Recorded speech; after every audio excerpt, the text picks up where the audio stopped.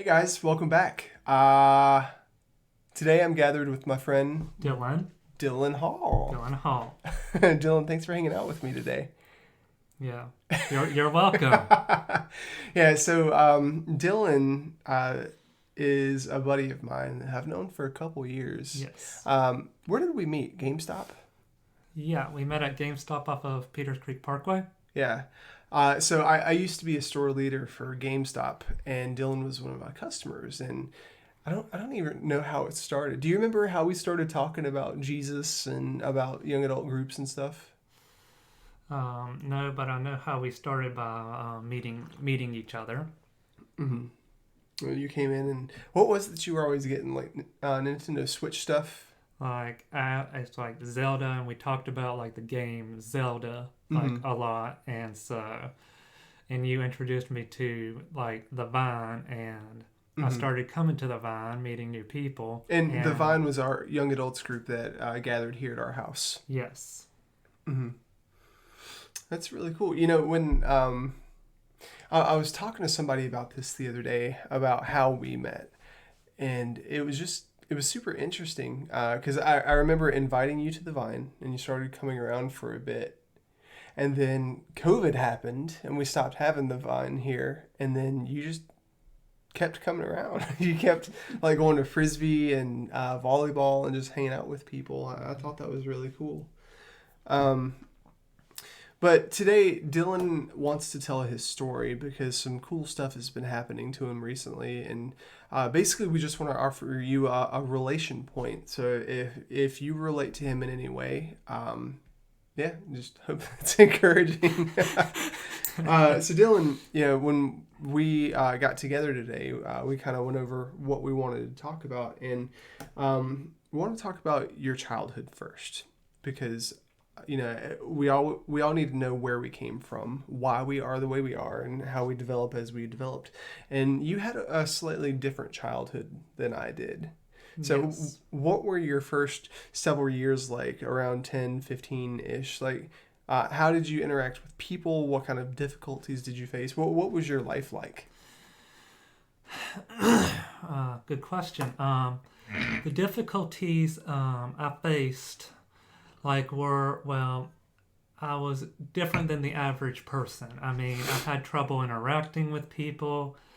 I mean, it was always trouble with making friends. I mean, I always like got bullied, messed around, and angry, wanted to get back at people for what they were doing to me, and it was like just like I just had a hard, rough time. Like people would take advantage of me, and like just all that. Yeah. So Dude, I totally feel that. Like, I think everybody, well, most people, I won't say everybody, but I think most people have been bullied to some degree. I yeah, remember um, just walking into the lunchroom and, you know, me in my up and coming years, you know, I was Asian. And so there was this person that would sit at the front of the lunchroom and, you know, I was already anxious enough going in because there's hundreds of kids my age. And so I'd open the lunchroom door and he'd say, "Hey, Kantaiga," and just like in front of everybody. It was so embarrassing. Like, what type of stuff would they do to you, though? I mean, like they would like call me like in the lunchroom. Like the older kids would like be, "Hey, Dylan, come sit by us," and it's like, um, "Why?" And it's like because you're special to us, Dylan. I mean, we need to like include you're a cool guy, and you're special, and like your disability is awesome, Dylan, and like you need to come on over here, Dylan, eat lunch with us. So Yeah. And then when that stuff happened, did you acknowledge that they were not being very kind? I did not acknowledge that they were like being mean. Like a friend though mentioned to me like when I said I met these cool people and they were mentioned. I was like I'm special and all that, and he was like, those guys were making fun of you, right? Mm. So How'd that make you feel? it made me feel pretty bad. Yeah. That sucks, dude. I think it just, it gets my blood boiling because just how mean people can be for no reason. Yes. I don't know. So was it just that isolated incidents, or did you have other stuff like that happen throughout the years? Yes.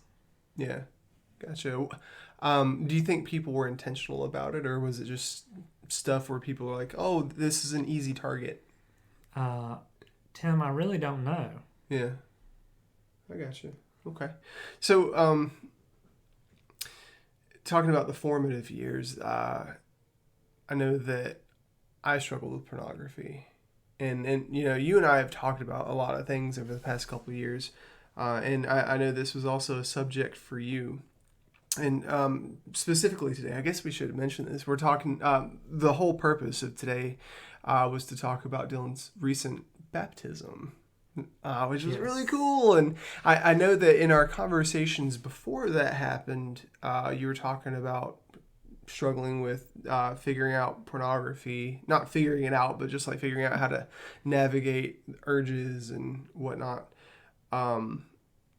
How was that introduced to you when you were younger?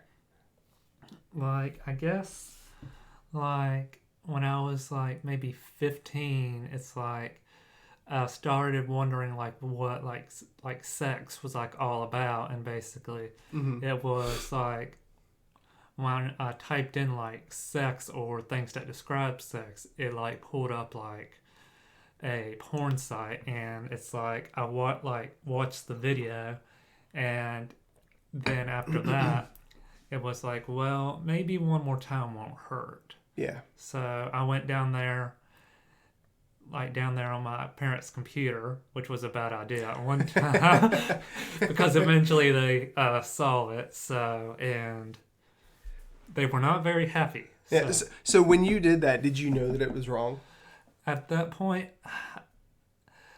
no, but I guess I had a long talk with my parents. So, but it was like, I kept doing it, and it was like, this is the third time. It's like, well, I need to maybe one more time, and I promise I'll leave it one alone. more time.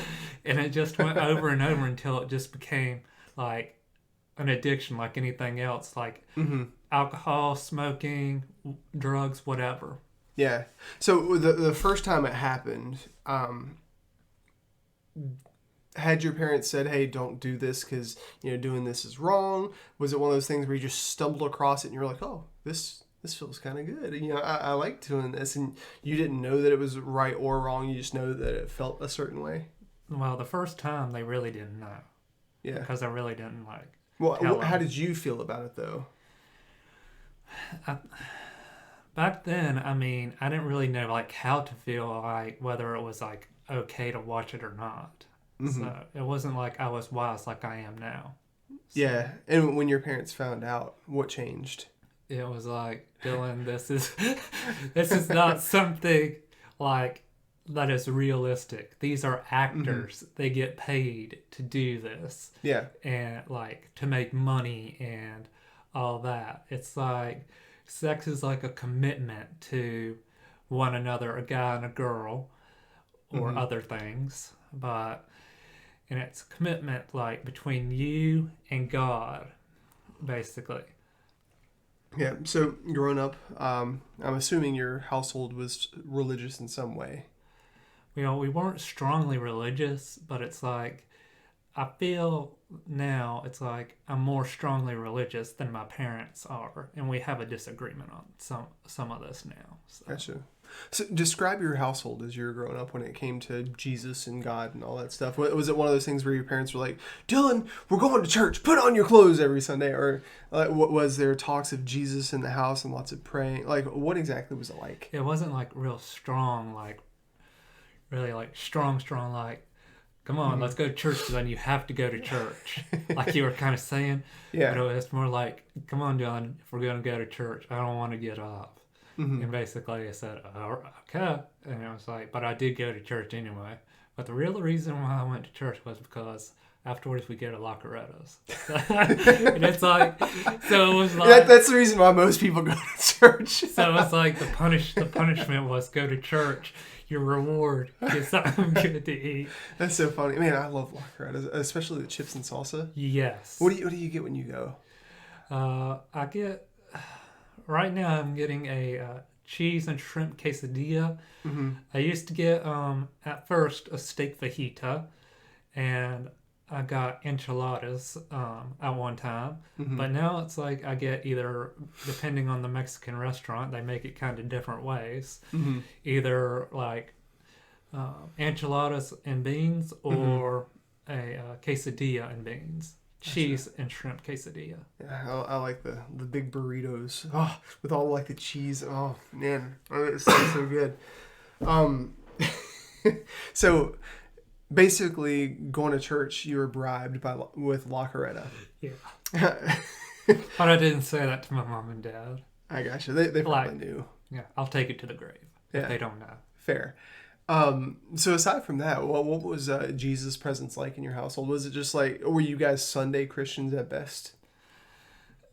Yes, we were Sunday Christians, but it's like it wasn't like strongly like enforced. It's like it wasn't like after we got home, it's like read the Bible, read the Bible, read the Bible, do this homework Mm-hmm. for us, do this homework. So Yeah.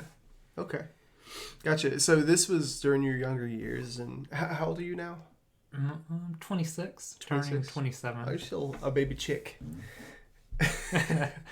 He's like, he called me a chick. I don't know how to respond to that. So that was your younger years. As you became an adult, Dylan, 18, 19, 20, and, whatever, like, how did all this stuff transition? Everything from dealing with how people responded to, you worded it really good earlier when you said, it's not really a disability, but there's just gray area. Yeah. Well, talk about that a little bit, because I thought that was really brilliant. Alrighty.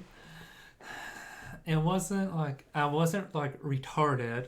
Like, it's like you have different levels. It's like the retarded, then you have maybe the lower, then you have normal or average, then you have the like higher, like the geniuses and gifted people and all Mm-hmm. that.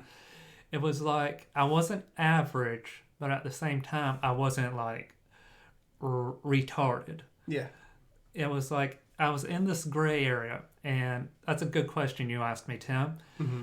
And it means like I didn't fit like in any really good category. Like you have, Mm-hmm. it's like the smart people, geniuses are over here. The normal average people are over here. The kind of the like not very lower functioning people are over here. I was like in between maybe the average and the lower functioning people. So it's like I didn't really fit in between any one of these cliques, if I may say Yeah. that. Yeah. So coming into being an adult, I know that when you were younger, that was probably really rough, especially the separation in relationship from other people, where because you mentioned that you didn't really feel accepted to a degree. How did that change as you became an adult and you're able to drive places and work and do all sorts of things?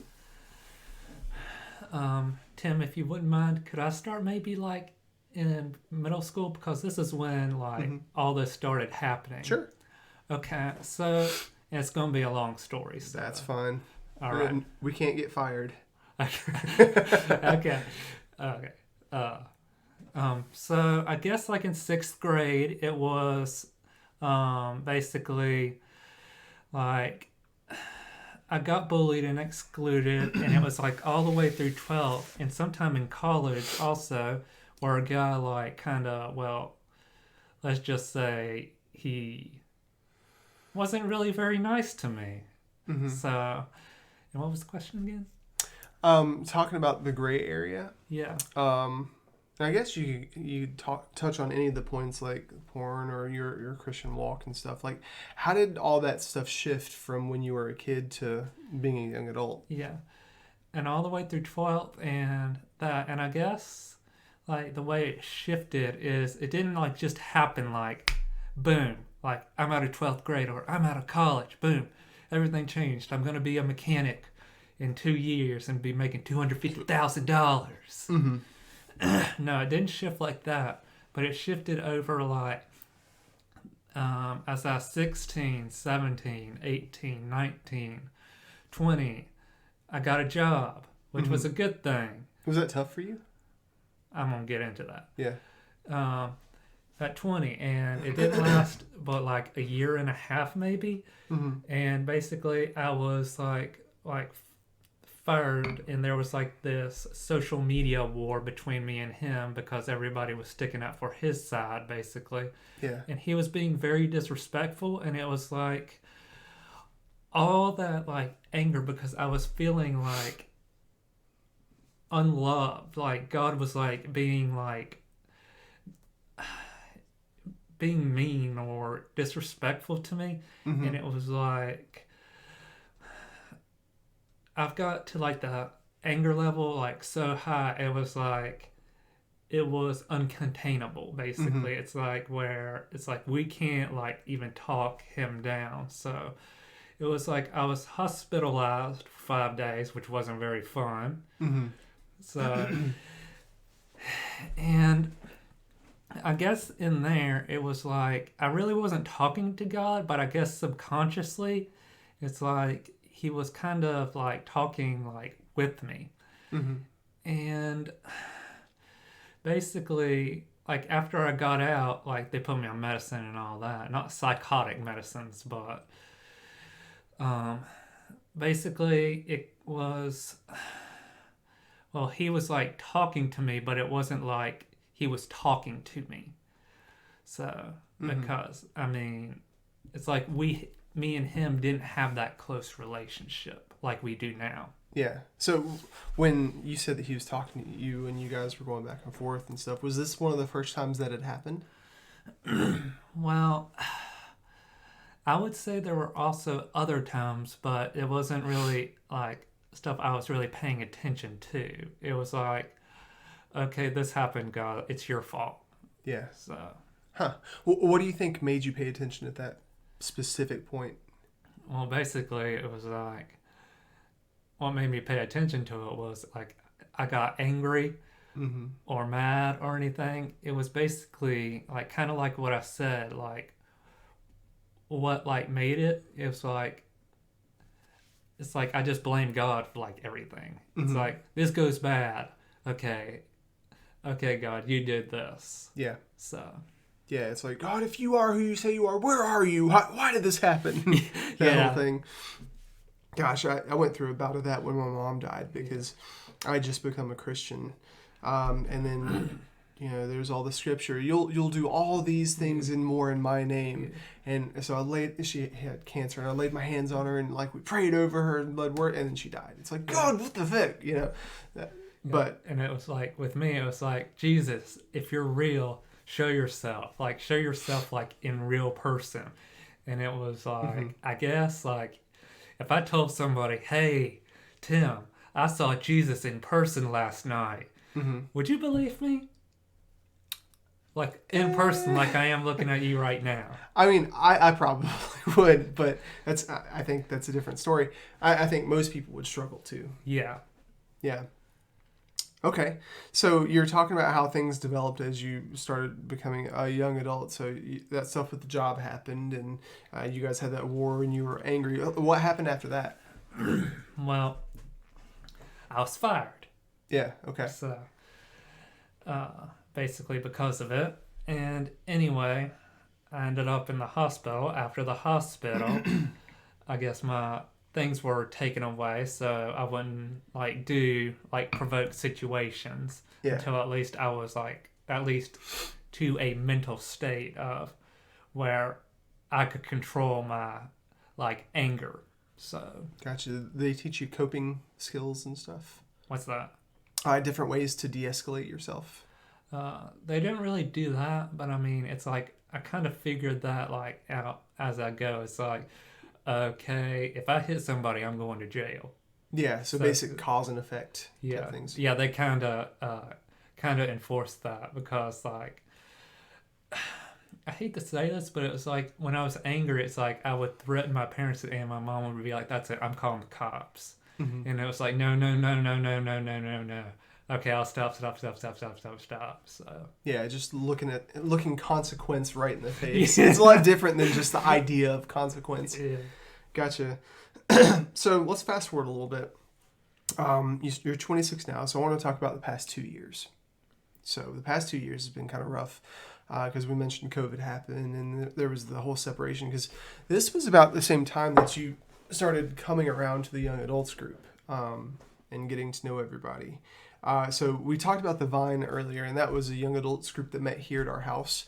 And Dylan started coming to that for a while, and you started mingling and getting to know people and stuff. Tell me what that was like. Was that the first time you'd had like a Christian community like that, or have you had that before? What was that like coming into it? What were your expectations? Just talk about that if you don't mind. Well, when I first started like coming to the Vine, I mean, I was kind of nervous because it's like uh, I was questioning, is it gonna be like the same as it was like for my youth group where they excluded me and all that? I was shy, Yeah. and it's not like just like the Vine. I can relate it more to maybe Frisbee if you want me to versus Sure. the Vine. Sure. That would be more explainable for me. Okay, when I first started Frisbee, it was like okay, how are these people going to react to me? And it was like I was always shy, like timid, like would always keep to myself.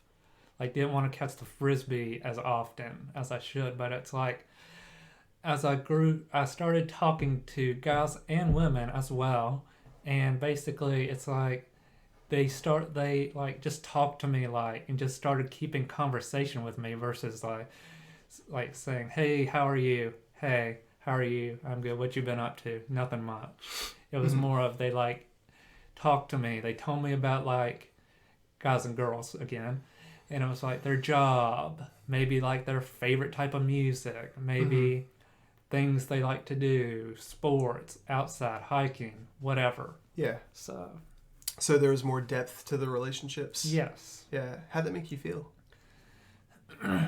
Like it made me like feel a little bit happier, but it wasn't like I was at my happiest moment like I'm at now. Yeah. And to me it's like, well, faith is like you meant didn't weren't you the mentioned like F and E? F and E. Like F is for the faith. It's like on a gas meter. F is for faith, and the E is empty, fuel empty. So you have faith, and then you're empty, and you need more faith.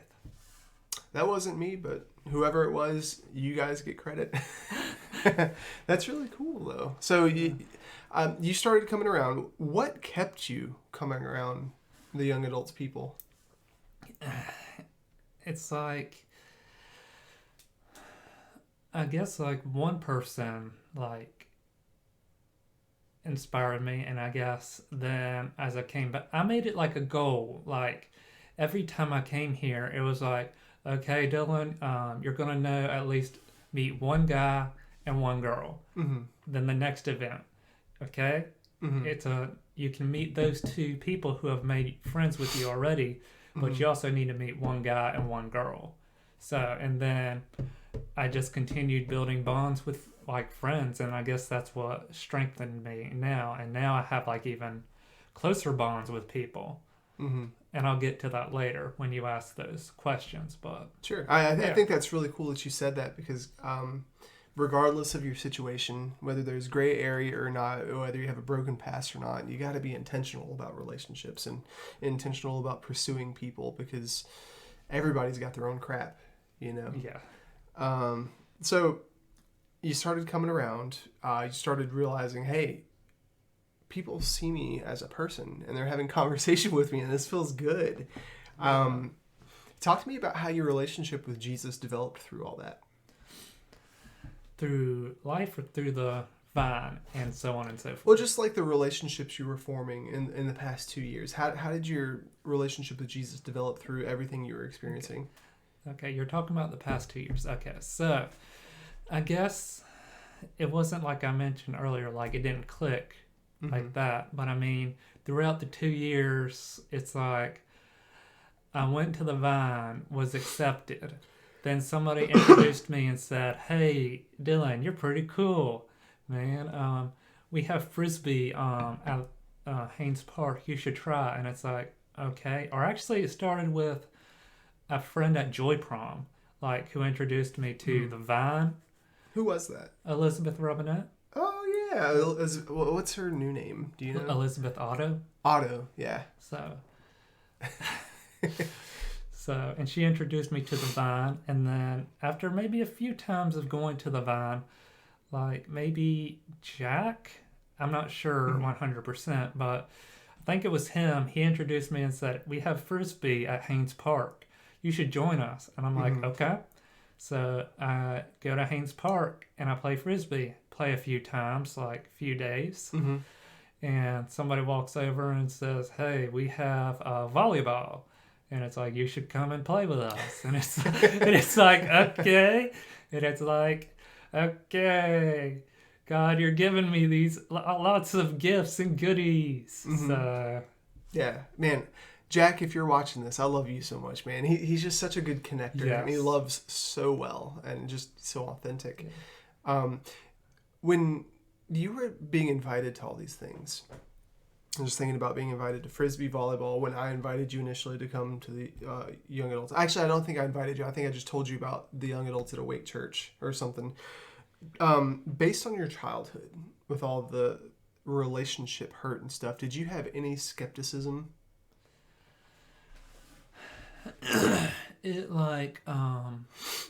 Yes, I did, but it was like, well, it's worth a try.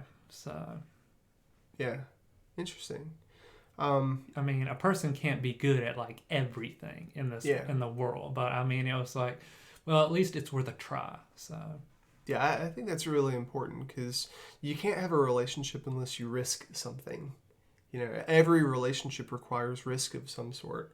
And recently, you took a step in that direction. And this is a little bit of my story real quick. I remember thinking to myself when we were doing the Vine, you were coming, and I was like, oh, cool. This, because I'm a connector. I like putting people together and seeing people enjoy community, because I didn't have community either when I was growing up. And so building that for other people and getting people connected with others makes me really happy. So I saw you come around, and then when we started doing the bonfires back here, I didn't really see you that much, because COVID and everybody was splitting up. And then after that, we just stopped altogether. And I had this thought, I was like, man, that sucks. And it was a prideful thought, because I was thinking to myself, because I'm not hosting something, Dylan's not going to be connected. And I was like, what, Tim, idiot, you're not the one that's leading him, But it was just so cool to see you be intentional and be consistent. And it was also really cool seeing other people step up to the plate doing, to be cliche, the Lord's work, I guess, and connect people and create spaces for people to do stuff. And the reason I say this is because I saw a video on Facebook that was uploaded, and it was several men in a room. And this was like 2 or 3 weeks ago. Let's see, there was Ryan Wenger, there was Jack, Kyle, Shelby, is a new guy that has been coming around. Paul was there. Yep. Was there anybody else that I'm missing? I don't know, but I've got something positive to mention about Kyle. If you don't mind. Please do. I guess ever since like I've gotten baptized and whatnot and changed to like the person I am now, it's like he's a figure now I look up to, and it's like he just feels so strongly about like Jesus and all that, and it's like maybe I should probably be more like him, a follower of Jesus Christ, go to church as much as I can. So yeah, that's really cool. Kyle challenges me a lot too, because I have this prideful side of me that's like, I've arrived, I know what I'm talking about, and then I meet somebody like Kyle, and it's like, I've got so much to learn. Yeah. So this video that I saw, these guys were gathered in this room, and it was a bathroom, and Dylan was in this bathroom, and he was getting baptized. And so here I was thinking, okay, well, if I'm not creating community environment, stuff's not going to happen. That was my prideful thought. And then I see these men who previously came to the young adults group that was here doing stuff on their own. And then, holy crap, Dylan's getting baptized. And for those of you who are not of the Christian community or affinity, that's okay. just to give some more definition to it, being baptized is basically where you create a covenant with God saying, hey, I'm giving myself up and I'm acknowledging who you are and what you've done for me. And I want to choose to live my life differently. And man, it like made me tear up. It made me so happy because it's like just seeing people and God at work. But talk to me a little bit about what led up to you making the decision to get baptized and why did it happen that night? Basically, like, it didn't just lead like up to like that night. It was like it led up to like over time. It's like I went to Shelby's Bible study, and I mean, we just like read like Bible verses like in like the Bible, and I guess a couple quotes like pointed out to me, and it was like one of them was like, "May God speak the truth, and every man a liar," which like to me meant like don't let people judge you. Only God has the right to judge you. And like another one was like Romans 15:7 was like when it's accept one another just as Jesus accepted you. And another one I would say was, well,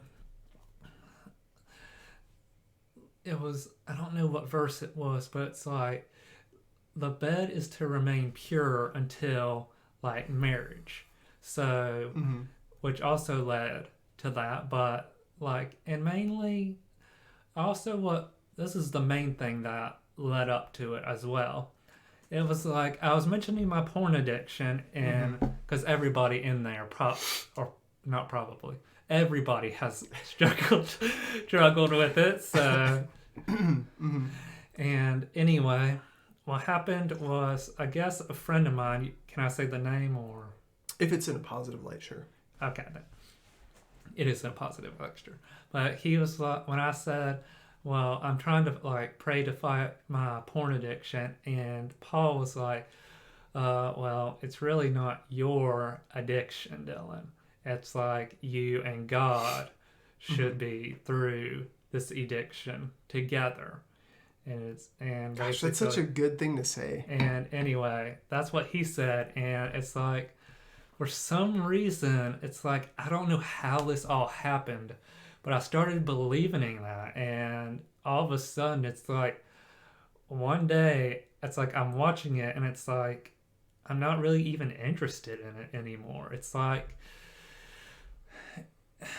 I don't want to like be like that person. Plus, he also gave me an example, like to look at, like, okay, Dylan, this is reality. This is the way like Jesus, God looks at it.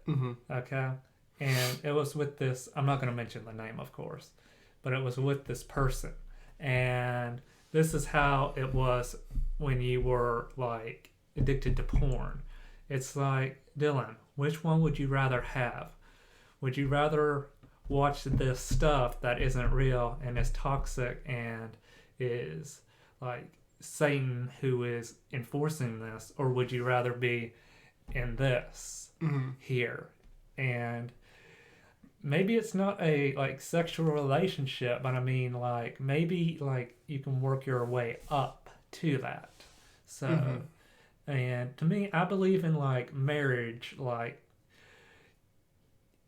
you can only have that when you marry. You have that covenant like you mentioned earlier before. So, but I mean, anything else, like, to me, in my opinion, is okay. So, So I think it's kind of interesting because I think a lot of people who want to get through addiction or just get on the other side of something that's not something that's healthy. For instance, porn when you were younger, you know, you went on your parents' computer, you saw it, you used it, and you're like, this is great, you know? And then your parents were like, hey, Dylan, there's a boundary here. You can't do this. They put a password on it. So. Yeah. And so when you're in a situation like that where you learn that something is wrong initially, you have to manufacture a change. Yeah, like behavioral change. It's a change here, right? A heart change is where it's just like, oh, I don't want this anymore because it's not healthy for me.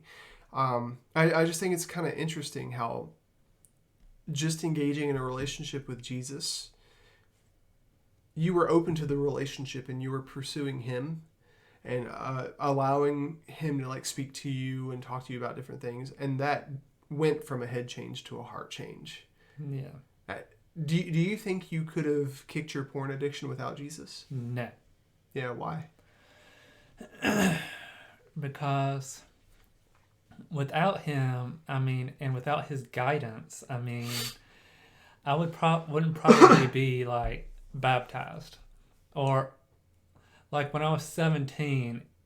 Basically, I'm going to mention that it was like more of to impress people, impress my friends, say, "Hey, I'm baptized." It wasn't because, "Hey, God, I'm devoting my life to you." Oh, that's right. So you got baptized previously when you were 17. Correct. Okay, gotcha. So, Gotcha. So, the thing I want to isolate though is hearing God and allowing Him to like sanctify who you are, like move you from unhealthy to healthy. Why do you think that having Jesus in your life and having that relationship is the only way you kicked that? Well, why is it that having a relationship with Him made you more apt to change?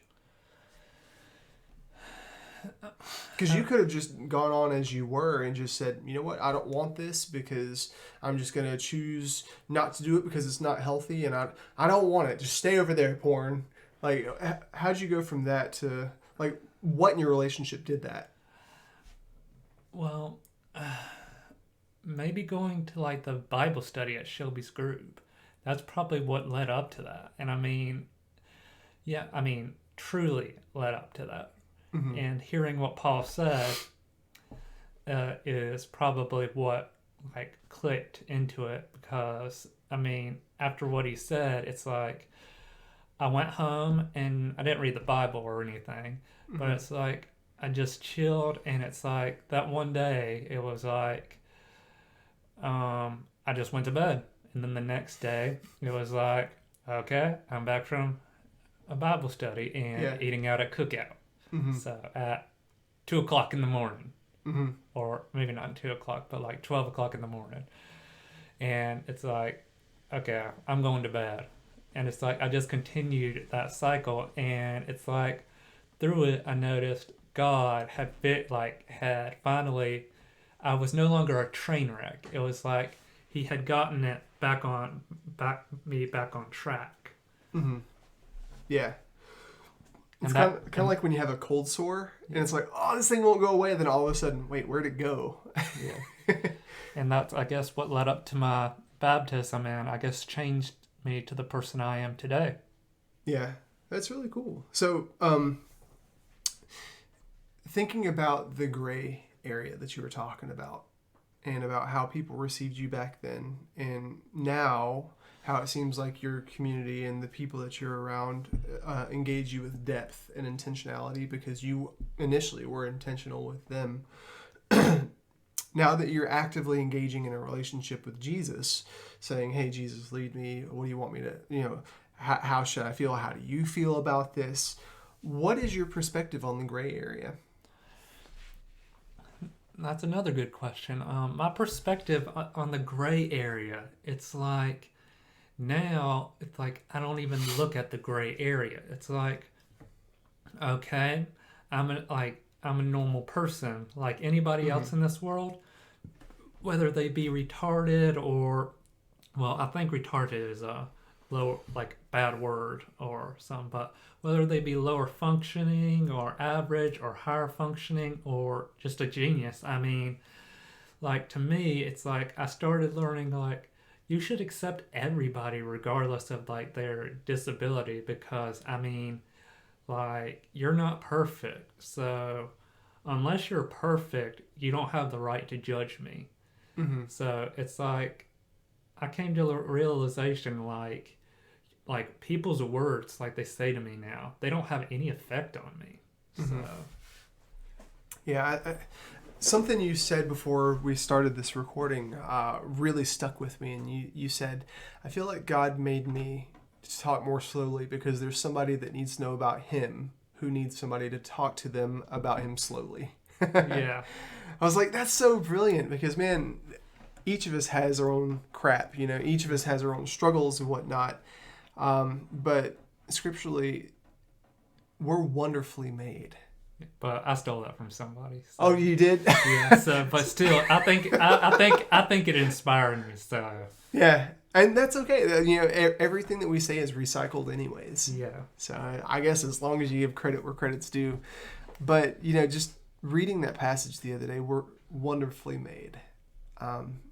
However you are, whether you have gray area, whether you have, I don't know, just areas where you've dropped the ball personally, if you have some kind of deficiency or shortcoming or whatever, it's so cool to know that God can use that in a way that we can comprehend and that we can actually do something, and we don't have to be any more than we are. Yeah. If you don't mind, I also have some Bible verses that also inspired me. Yeah, too. Sure, go for it. I didn't bring my big Bible, but let's see. I'll try not to waste time. Oh, you're good. And guys, if you're watching this while he's pulling that up, if Dylan's story has inspired you at all, I would want to encourage you to share it with somebody that it might be able to help, or just give the video a like so more people can see it. I'd appreciate that. Okay, so it was 15:7, which I mentioned earlier. Accept one another, then just as Christ accepted you, in order to bring praise to God. So, you want me to tell you kind of what that means to me? Sure. Kind of like what I said earlier. It's don't let other people judge you. I mean, everybody should accept one another like Christ did, because we, as the people here, nobody here gave the ultimate sacrifice to save everybody. He gave his own life to save every single person on this earth, so that we would not have to suffer death itself. And I guess, okay, let's see. Okay. Whoever is not with me is against me, and whoever does not gather with me scatters. To me, this verse, in my opinion, Jesus is saying, if you do believe in me, you are not a child of God. And to those who do not work under the Lord will be sent below. And my last one, marriage should be honored by all, and the marriage bed kept pure. For God will judge the adulterer and all the sexual immoral. Keep your lives free from the love of money and content with what you have, because God has said, never will I leave you, never will I forsake you. So those are 3 so far that have stuck out to me. Yeah, and it's so cool that you're paying attention to that stuff, because God's always trying to speak to you, and he gives you exactly what you need in the season that you're in. And just watching you listen and process and take action, it's really encouraging for me. It's inspiring. But I guess as we wrap up, if there's anybody out there that's had a rough childhood or has gone through pornography or is navigating a relationship with Jesus, whatever, what do you feel like they need to know? What do you think is a final that you feel would encourage somebody or that would inspire them? Okay. Now that's a tricky question to ask, and I really didn't have much time to think on that one. But I mean, to inspire, you mean to find Jesus, or whatever's on your heart that you feel like they need to know right now. Well, I guess kind of if you are having trouble finding Jesus or haven't been, well, I don't think you necessarily need to be baptized to go to heaven. I mean, you can still believe in Christ. I mean, as long as you believe in Christ, and it's hey, I want to believe in Christ just to go to heaven. It's Jesus is gonna be no, you're not coming to heaven with me if it's just gonna be hey, you gotta believe in me. It's kind of I'm not gonna give you a paycheck if you're not gonna do the work, kind of thing. And wait, what was the question again? I'm sorry. No, it's okay. Just whatever you feel like they need to know that you feel inspired to say. And basically, whatever trouble is you're going through, I mean, Jesus is there to help you. I mean, whether it be like with like a porn addiction or like a school, like schooling or family issues, whatever, money, Jesus is always there for you and will always help you if you ask him for guidance. Mm-hmm. So, I mean, do you have any other questions you would like to ask me, Kim? I mean, not, sorry. I was about to say Kim. I mean, Tim. Yeah. Well, I think you've done a really good job just telling your story, which is so important. Because you can be the most eloquent person out there. You can have that highest pedigree in any area of life. But the thing that's most valuable to you that nobody else can have is your story, because you've been through a lot of stuff. You've experienced a lot of heartache, a lot of hardships. You've made a lot of mistakes. I've made a lot of mistakes. Everybody's made a lot of mistakes. A lot of them were intentional. Yeah. We all do stuff where we intentionally do things that are not healthy. But the cool thing is that God brings you through it in a way that only you and him can reconcile. And it was like with I mentioned this into my Bible study group. It's like after I was baptized and whatnot at the next Bible study or group, it was like, I wonder if Jesus, for those, like, you should only forgive him. Like, there was something in the Bible like 77 times 7 times, and it was like, it shouldn't be that. You should forgive them all the time. Mm-hmm. And it was like, you talked about forgiving other people? Yeah. Okay. And this is back to the addiction. It was like there was reasons why he wouldn't help me through it. And it was basically like after I had watched it, I would say, I'm sorry, God. Mm-hmm. And then I would do it again. I'm sorry, God. Mm-hmm. I'd do it again. I'm sorry, God. And it was like, okay, I'm not going to help you just for you to go and do it again. Like, mm-hmm. It's kind of like saying, Dylan, I'm not going to help you with this history stuff if you're not going to study for it. Mm-hmm. So that's a really interesting perspective. Sorry, I'm just digesting that because I think there's a lot of good wisdom in that. Because there is that verse that says that people were doing all sorts of stuff, and it says that God gave them up to their own debased minds to engage in debauchery and orgies and whatnot. Because it's like if you're going to go down that road and do stuff that's unhealthy, he's going to just let you go down that road because we have free will, Yeah. But I guess, Dylan, wrapping up. Can I also mention something else? Yeah, what's up? It's like... I asked this question from Bible study, but I want your perspective on this. Sure. If you don't mind me asking you. No, go for it. It's like God has always been there even before we were even created, even before Adam and Eve were created, correct? Mm-hmm. So, like, in the beginning, like, God created Adam, and then he gave him a spouse, Eve. And then, basically, it was like, Adam and Eve committed a sin which led to us now. Basically, God created those two, and he knew exactly what was going to happen. Mm-hmm. So, to my understanding, it's like, why would God do that to make an imperfect world? I don't think he knew.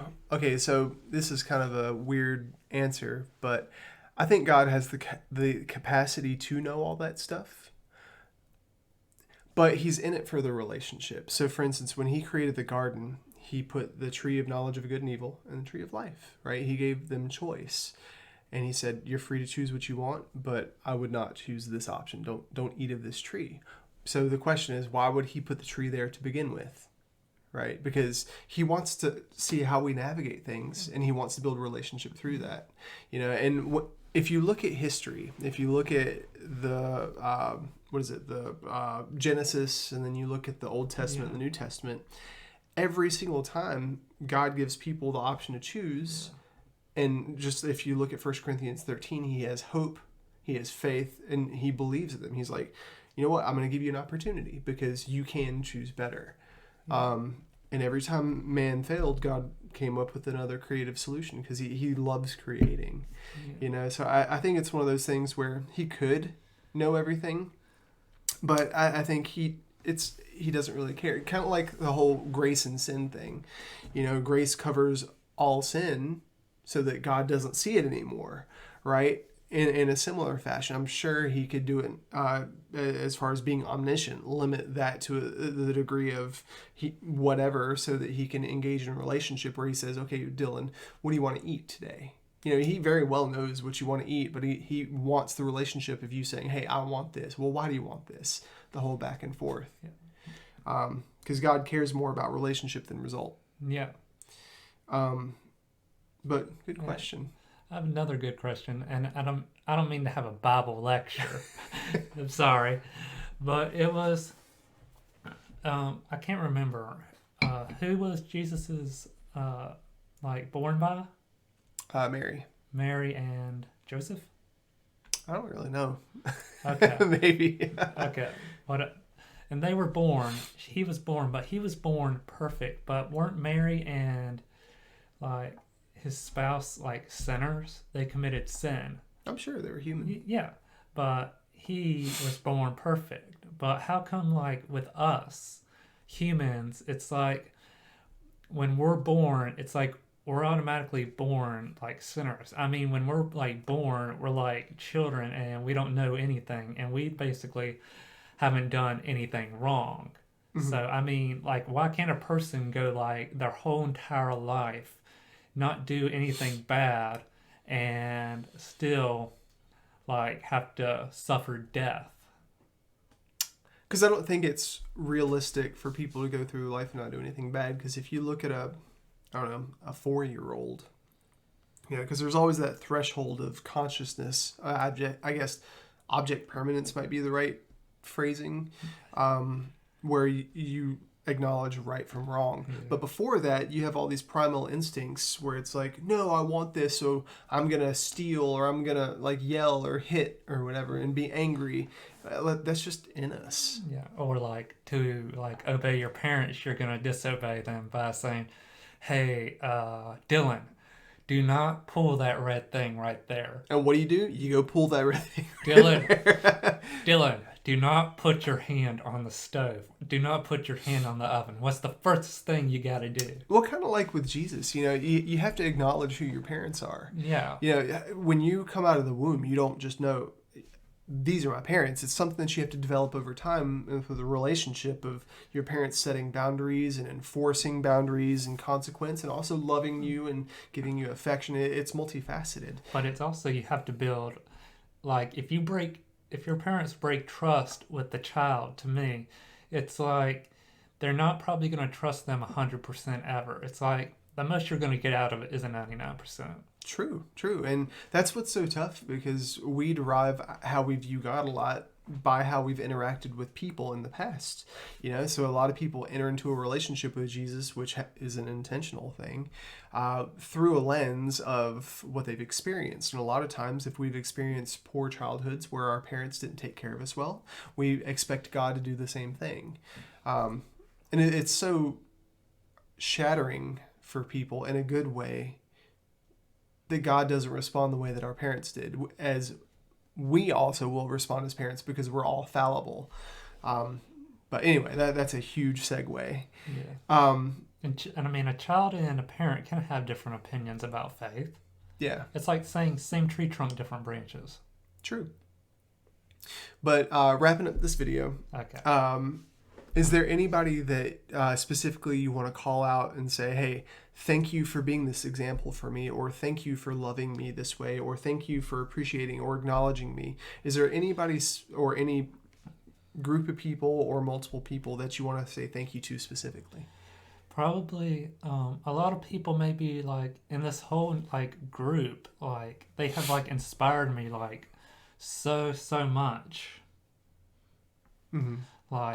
To make me the person I am now. And I mean, it was I didn't do it just for them. I didn't get baptized just for them. I mean, I didn't have to do it just to impress them. I mean, they would have accepted me no matter what, but I did it for Jesus, not for them. Yeah. Gotcha. Well, Dylan, thanks for hanging out with me today. Thanks for talking with me. If you guys got something good from this, I appreciate it. And I know Dylan would probably appreciate it if you give it a share, so that somebody else could hear his story. And God, I just want to give you this video too, and just ask that you do with it as you will. Take it to all the ears that need to hear it and the eyes that need to see it.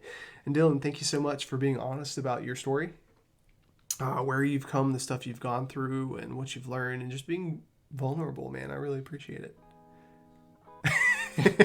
Anyways, guys, we will catch you later. Take care.